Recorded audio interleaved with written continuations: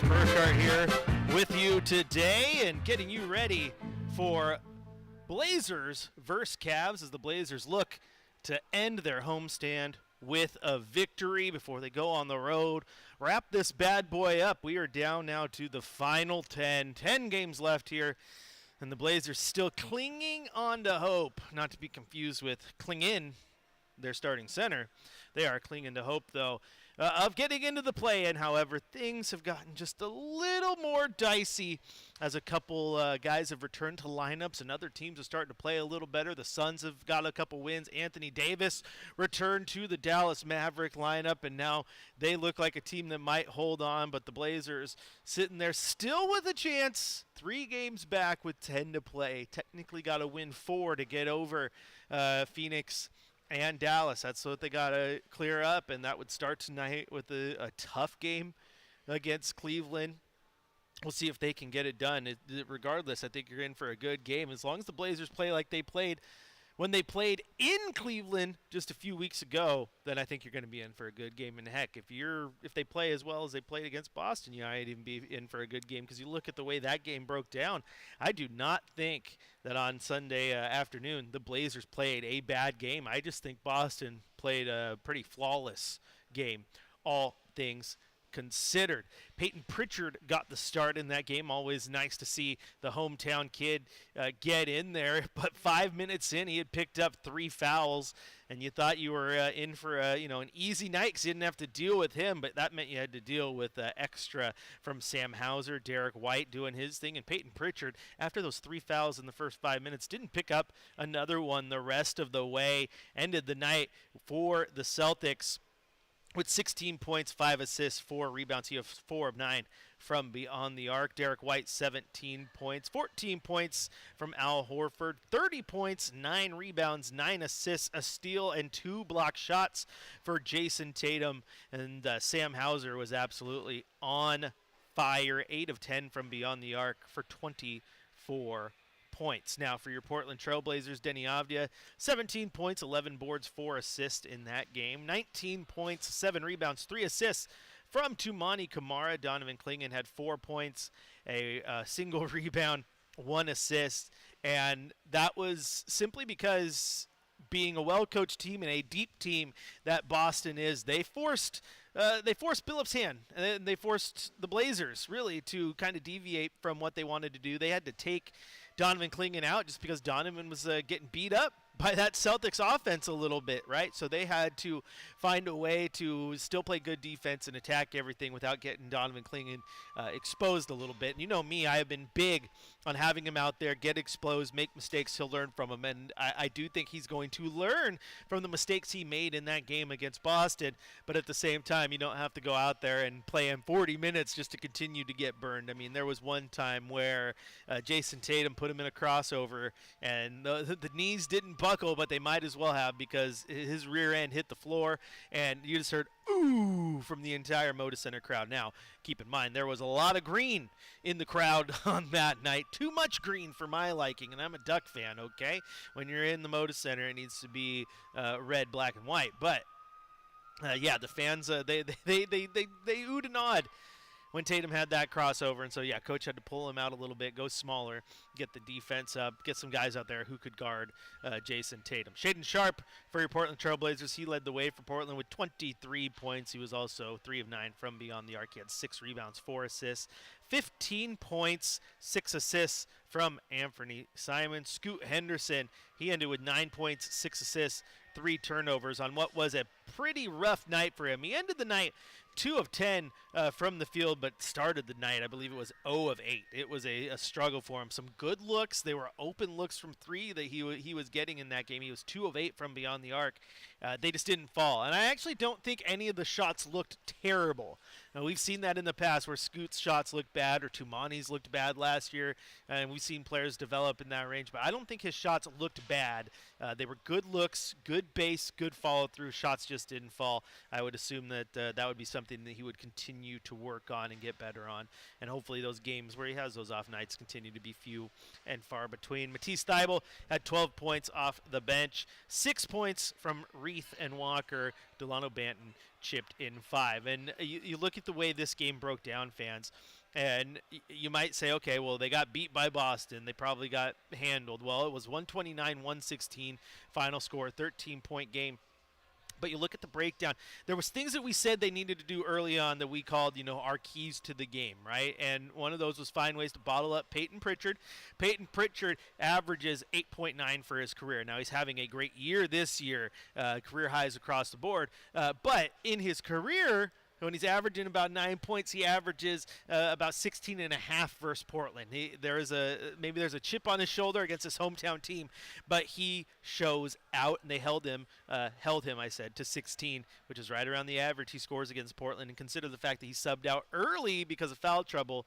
Yeah, if he would have had the full, played closer to 40 minutes or whatnot, yeah, he might have had one heck of a night. Though he did, the three-pointers he hit, he had a couple in a row. It was just two in a row where it was just these rainbows over the outstretched hand of the defender. Shaden Sharp was one of them, and it just nothing but net. And he just turns around and gives the Blazer bench the look like, you can't stop me.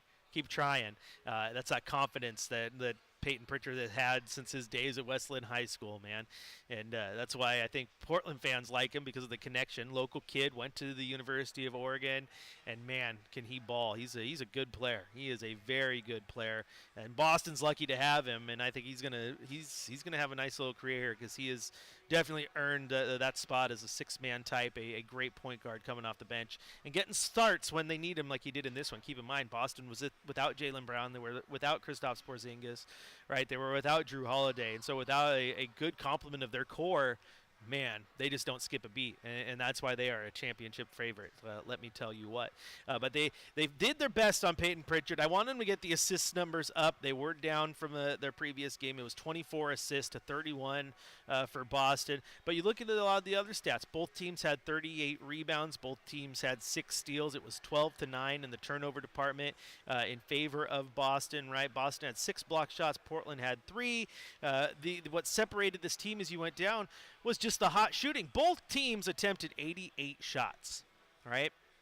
But of those 88 shots, Boston hit 54.5% of them. Portland hit 48.9. And so you look at Portland almost shooting 50%. It's not as if Portland had a poor shooting night. It's just Boston was absolutely on fire. And then you look at beyond the arc, Portland had a pretty good night from beyond the arc, 19 of 47, 40% from deep. I think you will take that on any night they play. Like if they go in and they play the Cavs tonight and they shoot 50% from the floor, including 40% from beyond the arc, you're probably going to be happy with that, right? But Boston shot 23 of 50, or 46% from beyond the arc, and that was really the difference in this one. That was what is that? That's a 12-point swing just in 3-pointers, because they made 4 more in a game that was won by 13 points, right? That's a huge difference in this one. I mean, sometimes you are hot, and Boston was hot. I mean, they shoot threes like they're going out of style. It doesn't seem as rare as it used to be, man, but you're looking at a Boston team that shot over half of their shots from beyond the arc. 50 3-point attempts out of 88 total field goal attempts. That's an impressive number. Not to be outdone, Portland did the same thing. 47 3-point attempts out of their 88 shots. But again, you look across the board, pretty even game, all things considered. Again, rebounds, assists, you look at the turnovers, look how defense played, all things considered, pretty good. What set the team apart was really just the efficiency with which Boston shot the ball. I mean, that's why, again, they're a championship team. That's why they've lifted the trophy, you know what I'm saying? Right, and that's why they're a favorite to do it again. I mean, you got another team in here that's a favorite in Cleveland. I mean, a lot of people are already penciling in a Cleveland-Boston Eastern Conference Finals, but we'll get to see it firsthand tonight here. Tip-off in just under 2 hours. This is Blazers Game Day. I'm your host, Chris Burkhardt. You can follow me on social at Chris J. Burkhardt. You can also go to youtube.com, type in Rip City Radio, and you can join the conversation there. We're going to take a quick little break here on Game Day. When we come back, it's time to head to the Coach's Corner, hear what Coach Billups has to say ahead of this game against the Cleveland Cavaliers. All right here on your home of the Blazers, Rip City Radio 620.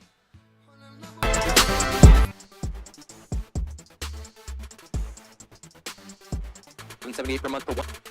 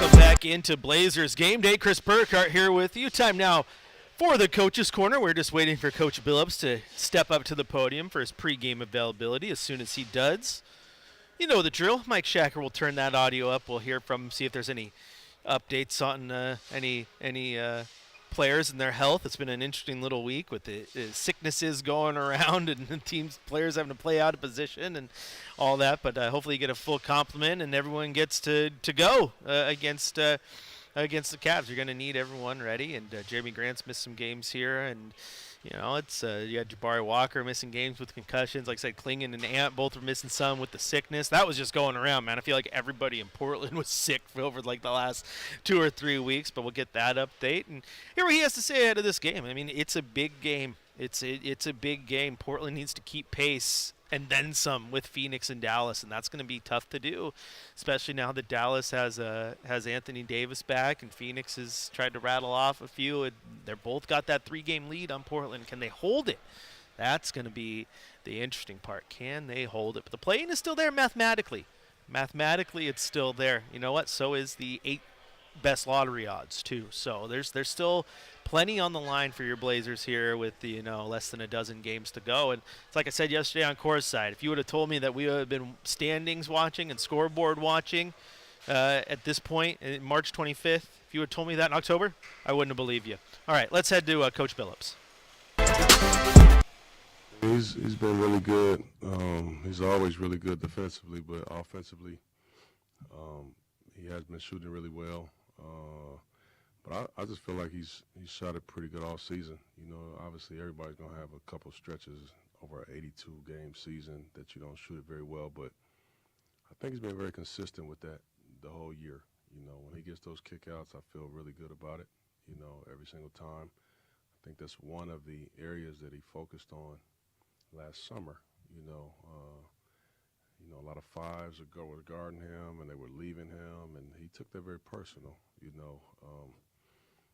and he shored that up, So that shot is legit, it's real, and we depend on that, when he gets those kickouts. We want him shooting those. I saw a stat today that your guys' defense has forced the most 24-second shot clock violations of any team in the league this year. Is that something you guys specifically work on and emphasize and track? We know that, but we don't track that. We always say we play defense longer than anybody.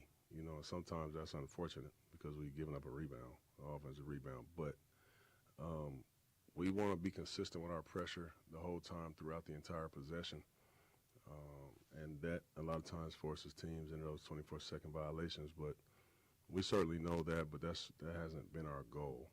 We just want to compete until they shoot the ball.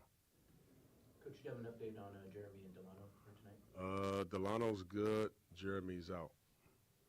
Chauncey, we've seen Denny Abdia in Cleveland in the East the last couple of seasons. Yeah. What's been the key to unlocking what he's done this year for you guys? Yeah, I think opportunity. To be honest with you, he's playing a lot more. I'm using him a lot more, giving him a lot more responsibility with the basketball, and just confidence. He's really locked into what we're doing and how we want to play, and he's continuing to learn more and more about himself as we're learning about him as well. So it's been fun watching his ascension, man. It really has. I mean, he's taken our team to another level. The force that he plays with, the downhill play, it helps everybody. It gets everybody shots, it gets him on the free throw line, it gets him layups. So yeah, it's been a perfect marriage. So far he's been awesome. I'm happy for him. Scoot's getting toward the end of his second season now. Do you like where he's at in his progress, and maybe what's the next key step for him? Yeah, I think with Scoot, the biggest thing is just consistency, man. Just being consistent the whole time. I mean, we've seen him play some of his best basketball this season. He's had some incredible stretches, and then we've seen him, look like he's 21. And most of the world, they don't want you to look 21 if you're 21. They want you to look like a star, and so does he. But you gotta have some grace in those situations as he's continuing to learn, But I like the steps that he's taken this year. I think we all can kind of see where he can go. and then it's just about being consistent the entire time, you know. So I think that's his next step. I know it was a long time ago, but do you have any Kenny Atkinson stories back from the New York days? Kenny, I used to just call him a maniac. I just call him Maniac.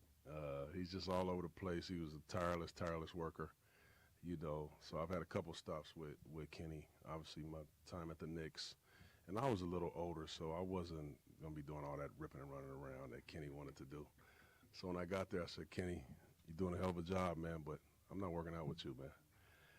And so we had a lot of fun during that little stretch, and then we coached together with the Clippers. My first year, he and I were on the bench together.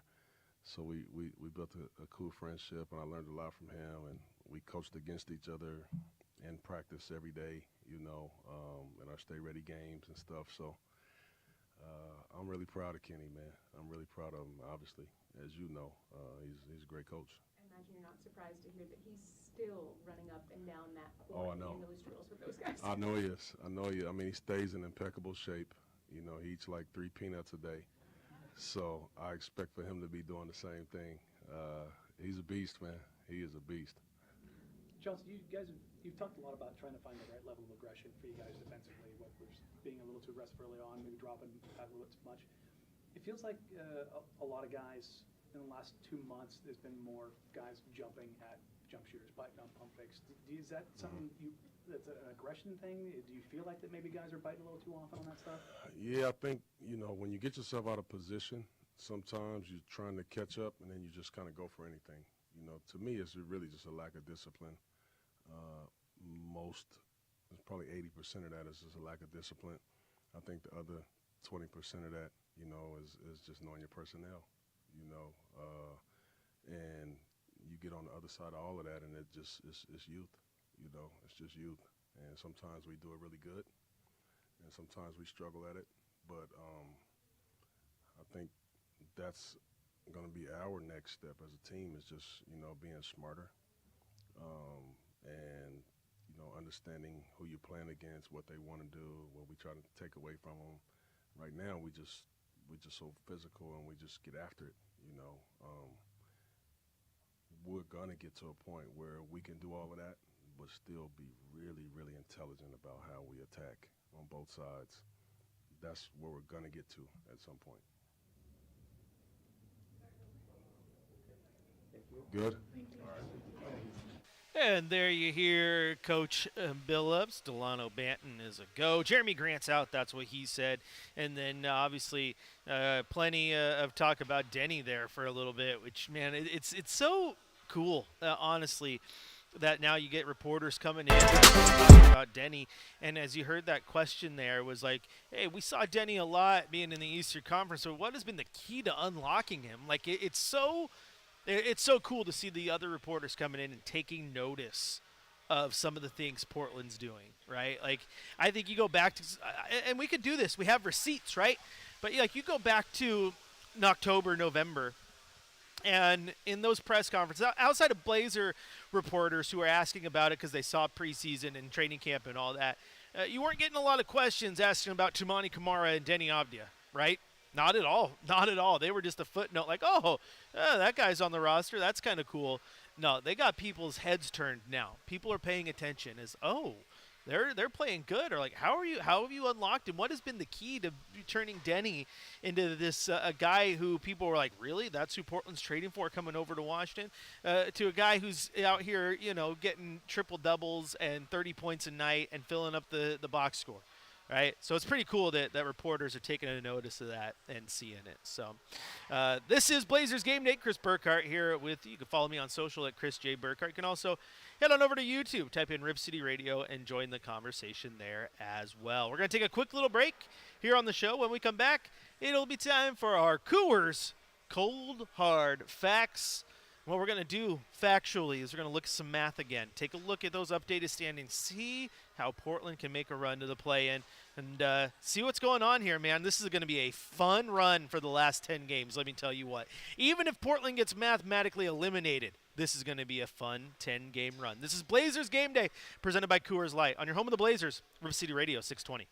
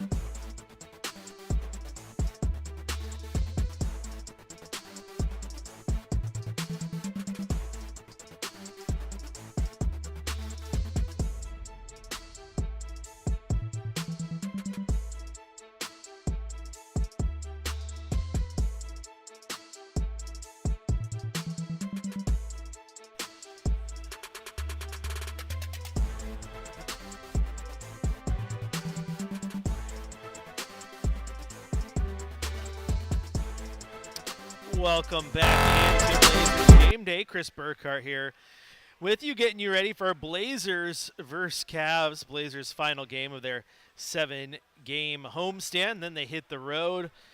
Couple games they're going to be easy. Couple games that are going to be tough, right? They got Sacramento, New York, Atlanta, Toronto, Chicago on this final, not the final road trip because they still have a one-off, but the final actual long road trip.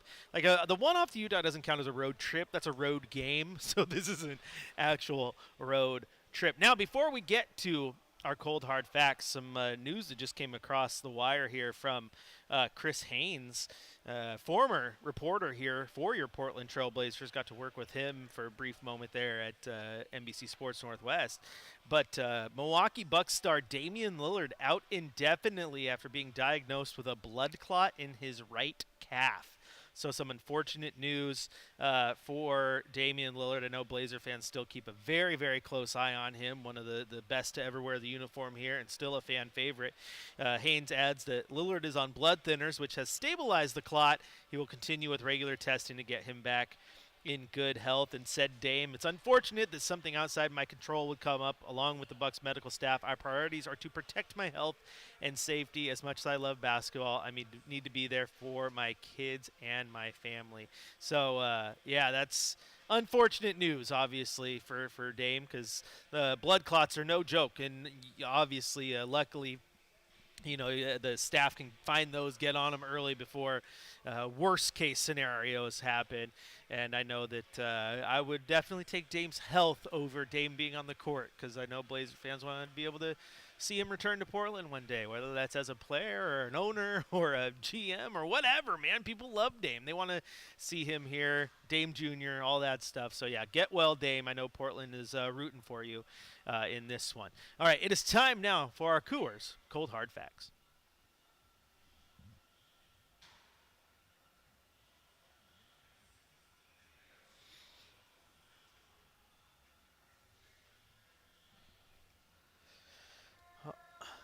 All right, time now for our Coors Cold Hard Facts, and it has to do with the NBA standings, the Tankathon, and everything else that we got going on around here, because there's a lot of scoreboards to watch, a lot of standings to look at, and just 10 games left to do it. So right now, as it stands, going into the action tonight, your Trailblazers are 12th in the West, and they are sitting 3 games behind Phoenix and Dallas. And Phoenix has been very, very bad all year long, but sometimes in this sport, as you know, it's about getting hot at the right time, and Phoenix is kind of piecing it together. They've won 4 in a row, which is the second longest win streak in the Western Conference right now, behind only the Thunder, who have won 6 in a row. So they're getting hot at the right time. They're putting it together. And for Dallas has won 2 in a row, and they got the best news of all time. Yesterday was Anthony Davis back in the lineup. So that gives them a little bit of extra juice, right? So with 10 games left for the Trailblazers and 10 games left for both of those teams as well. Basically, if Phoenix or Dallas was to go 5-5 over those 10, that would mean Portland would need to go 9-1. Okay? If Phoenix and Dallas were both to have the wheels fall off and say they both went 3-10, Portland would have to go, they won't went 3-7. Portland would have to go 7-3 in that same time as well. So the mathematics say, okay, Portland still has a chance mathematically, but the odds also say that it is very unlikely that Portland gets in to that play-in spot. I still look at that lineup. I look at the hard schedule that the Suns have. I look at the slightly easier schedule that the Mavericks have, especially with Anthony Davis back. And I'm just going to stick to what I said earlier, and that was I don't think Dallas slips out of that final play-in spot. I think they get it. Now, can Portland get some wins? Could they be impressive? Could they get 7 of their next 10? Well, what are some winnable games over this next 10? This game right here is probably going to be the hardest game over the next 10, okay? Then they got on the road at Sacramento, which is obviously winnable. They got on the road at New York, which is going to be tough, but we saw what happened here just a few weeks ago. Atlanta, Toronto, Chicago, San Antonio, Utah. That stretch right there of 5 games, that's 5 winnable games. And then you got Golden State and LA to round it out. And those are two teams that could be sitting stars or locked into the playoff. You don't know yet. I mean, they might be playing for the difference between a fourth and a fifth or a fifth and a sixth or what have you. So they still might have a lot to play for. But there's at least 5 wins I see in these next 10. I think Portland can go 5-5. So then you got to, keep your fingers crossed that Dallas or Phoenix goes, 1-9. I just don't see that happening. So again, the odds are still there. The math still says there's a chance. They aren't mathematically eliminated. But again, if you're looking at just how the odds bear out, it does look more likely than not that the Blazers will not be in the play-in. So what does that mean? That means you got to start looking at some of those other games. Like we said, there's a game that looms very large, 2 games that loom very large for your Portland Trail Blazers the rest of the way. And that is the game against the Spurs and the game against Chicago, both on the road. Looking at the Tankathon standings right now, Miami is 8th. Okay, and that's as high as Portland's going to get. They are not going to get to 7. They currently sit 16.5 back overall, which puts them 7 games behind Toronto. To make that gap up, they have to lose 7 more games than Toronto over the next 10. Don't think that one's going to happen. Don't think Toronto's rattling off a 10-game win streak here, okay?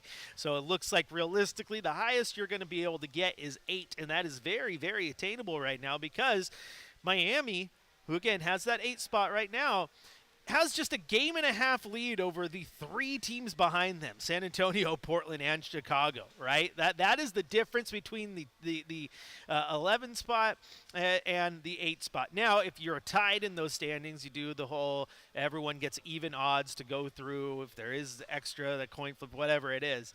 But right now, again, the difference between the 11 spot where Portland is right now, if they're tied with or Chicago actually for 10, the difference between that and the 8 spot, right now, season ends tonight. Portland has a 2.5% chance of getting the number 1 overall pick and an 11% chance of getting into the top 4. If they end at number 8, they have a 6% chance of getting into number 1 and a 26.3% chance of getting in to the top 4. So again, odds there are big.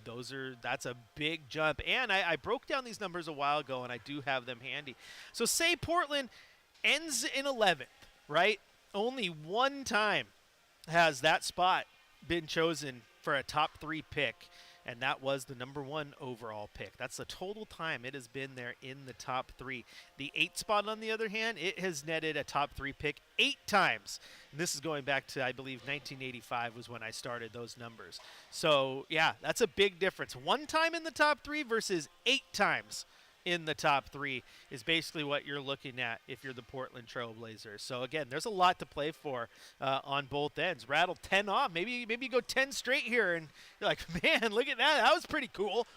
But also getting up into that 8 spot would be pretty handy as well because that drastically alters your odds in the lottery. And the Cooper flag, right? Capture the flag and everything you have there and the rest of that draft. I know it's a very deep draft, and so it's going to matter. It's going to matter. I still think, though, that with the way things are, like Portland can still win a lot of these games down the stretch and still end up with 8 because you just never know how that folds out, right? You just don't know. You just don't know. But realistically, Portland probably out of the play-in and probably in that 8 or 9 spot in the lottery. And you know what? That's fine with me because they still showed a ton of improvement. That's what I'm looking for these last 10 games. That's what I'm always looking for down the stretch. How can the team improve? Now, speaking of improvement, I think there's one guy in particular this offseason that is really going to have to take the mega step, right? And that's Shaedon Sharpe to me. That is Shaedon Sharpe. He has shown flashes this year. He's been really good offensively. He got taken out of the starting lineup because Coach wanted to be better defensively. I think he started to show some better defense. Still some holes, but overall shown some better defense, right? And I think you need him to be a star. I think you need Scoot to be a great setup guy, run offense, to get the assists, score a little bit, but that doesn't need to be his forte. You got Denny, who's a stud. You got Tumani, who's a stud. But if you get one guy who can just be above all of them, I think that's what a lot of people think Cooper Flag is going to be, right? Then I think you're really cooking with gas, as they say, and they need Shaedon Sharpe to be that guy. a guy who is a big shooting guard, super athletic, has shown that he can shoot that three, can rim graze with the best of them, right? Now he just needs to take that next leap. And I want to hear from him because he had a chance to talk to the media after that loss against the Celtics. They play. I know everyone shoots threes now, but I mean they shoot a ton of threes, and it doesn't matter really who they have out there. I mean, what's it like to guard those guys when they're shooting all those threes? I mean, it's tough. I mean, like you said, they're shooting a whole bunch of threes. They're running around, shooting threes, and it's not even like it's at the 3-point line. It's 2-3 steps back. So, just trying to contest that. While, like I said, running, chasing them around, and trying to contest is tough. But I mean, we tried today. When you face a team like that, defending champions, and they're playing as well as they are, even with 3 starters out, does that kind of give you guys a little bit of a sense of kind of how far you have to go to get to the level of those teams like that? No, I don't think so. I mean, we just gonna play the same way we've always been playing, and play together, play hard, and I think that's what it just comes down to. Chauncey said he thought you guys played actually pretty well, but they were just flat out better. How would you assess how you guys played? I mean, I think we were playing together. We were hitting shots, playing defense, helping each other out. They just hit more shots. But I think we played, overall a good game. And going up against a guy like Tatum, Chauncey was talking about how physical he is on the offensive end. I mean, how difficult it is to guard a guy like him too. I know it's a team effort, but it's got to be pretty hard. It's difficult. We just got to have each other's back, but it's difficult. It's tough. How difficult is it? Yeah, it's difficult. It's difficult. All right. I would agree. But that's Shea for you. I would love for him to get to the point where he's just a little more spicy in those interviews, right? It's a little more of that personality shows, and then let the game do the talking and show some of that personality through ball too, man. He's right there. We have seen the flashes, and I truly believe he is just right there from just turning it on and becoming just a stud. And hopefully the offseason can get him there. Work. A lot of bit of payoff in the end. This is Blazers Game Day, presented by Coors Light. I'm your host, Chris Burkhardt. If you want to join the conversation, hit me up on social media at Chris J. Burkhardt, or go on over to YouTube, type in Rip City Radio, and join the chat there. We're going to take a quick little break, though. When we come back, it's time for our keys to the game. What do the Blazers need to do to get a win over the Cleveland Cavaliers? I will let you know when we return right here on your home of the Blazers, Rip City Radio 620.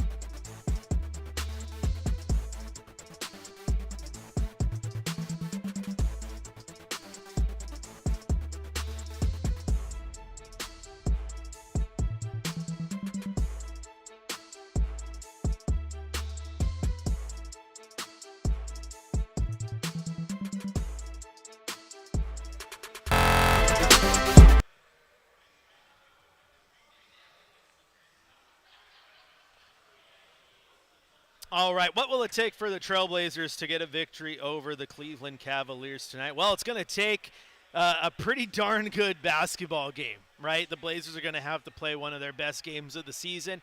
I thought they played a pretty good game against Boston on Sunday afternoon, but Boston was just that much better. Again, that's why they're a championship contender, was the ability to, even with a bunch of their stars out, to keep it going, right? To not skip a beat and just, here we go. We're going to just do what the Boston Celtics do. We're going to win this ball game, right? And Cleveland is like that too.